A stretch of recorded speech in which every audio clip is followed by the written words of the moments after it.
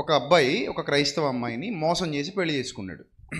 మోసం చేసి అంటే వాడు నపుంసకుడు అంటే ద మీన్ వాడు పనికిరాడు, సంసారానికి పనికిరాని వాడు.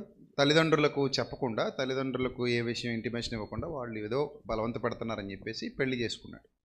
ఈ అమ్మాయికి 2-3 నెలలు అయిన తర్వాత ఇక వాడి వైఖరి చూసిన తర్వాత విషయం అర్థమైపోయింది. ఈ కేసులో వాట్ నెక్స్ట్, నా ఫ్యూచర్ ఏంటి అని ఒక అమ్మాయి అడుగుతుంది. అంటే నాకు ఈ విషయంలో నేను ఎక్స్పర్ట్ ఏం కాదు. ఇప్పటి వరకు నేను ఇచ్చిన నా ఒపీనియన్స్ ఏటిలో కూడా నేను ఎక్స్పర్ట్ కాదు. నాకు తెలిసినంతలోనే మాట్లాడుతున్నాను. ఇది డిస్క్లైమర్. ఇకపోతే ఆ అమ్మాయి అక్కడ విక్టిమ్. ఆ అమ్మాయిని మోసం చేసి పెళ్లి చేశారు. బహుశా వాళ్ళ తల్లిదండ్రులు కూడా విక్టిమే అక్కడ, మేబీ. ఎందుకంటే వాళ్ళకు కూడా తెలిసి ఉండకపోవచ్చు. విడిపోయి చెప్పడు కదా, నాన్న నేను పనికిరాను, అమ్మ నేను అయితే దానికి వైద్యం ఉంది, వైద్యం అందుబాటులో ఉంది.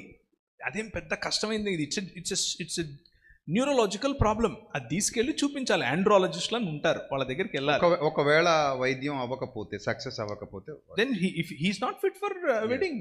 He's not fit to stay in marriage, as simple as that. ఆయన పనికి రాడు అని ఆయన ఒప్పుకుంటున్నాడు, వైద్యుడు చెప్తున్నాడు. ఆ అమ్మాయి స్త్రీగా ఉండి ఆమెకు పిల్లలు కనాలని, దాన్ని ఏమంటారు, భర్తతో సుఖపడాలని, మంచి జీవితం జీవించాలని, ముద్దు మురిపం అన్నీ ఆమెకు ఉంటాయి.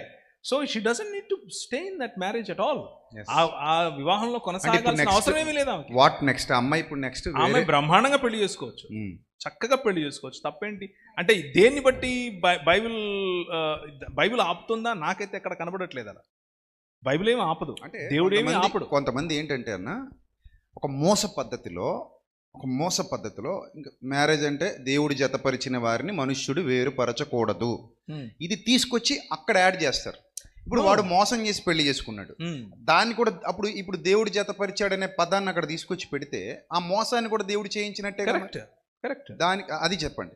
అది దేవుడు జతపరిచింది కాదు. అదే ఆన్సర్.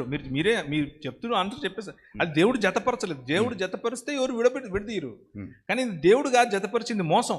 అవును, మోసం జతపరుస్తోంది. అవును. So why should we avoid with that? ఇప్పుడు అవసరం లేదు. ఇప్పుడు అమ్మాయి హ్యాపీగా వేరే పెళ్లి చేసుకున్నా ఆ అమ్మాయిని మనం ఒక చెడ్డదానిలాగా చిత్రీకరించి పెళ్లి చేసుకుంది, అసలు అవసరం లేదు.